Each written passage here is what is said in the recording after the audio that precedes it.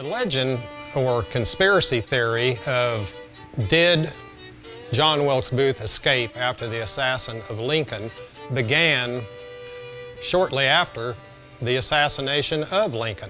It was controversial back in the day, and we inherited this legend of David E. George, or was he John Wilkes Booth, in 1943 when my grandfather, Lloyd Frazee, bought the building from the Ginsman Hardware estate.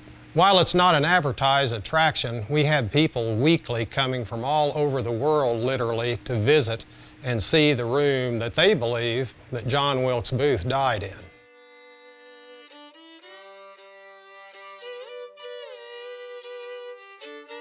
This is a recreation of one of the rooms that was remaining in the Grand Avenue Hotel after it was sold in 1909 and turned into the Ginsman Hardware Company. We have the room furnished with period furniture, just the way it would have been when George lived in this hotel room.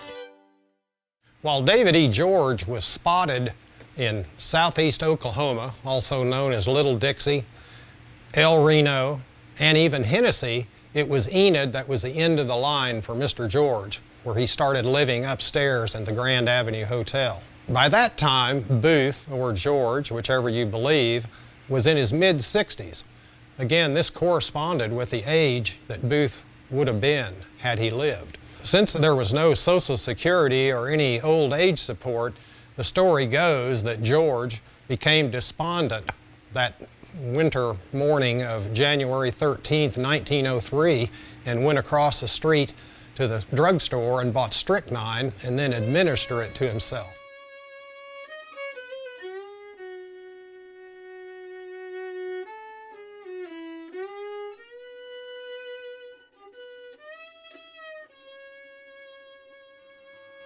The story of David E. George, or John Wilkes Booth, is one of the most enduring legends of the Old West, and we're happy to tell you about it here at Garfield Furniture.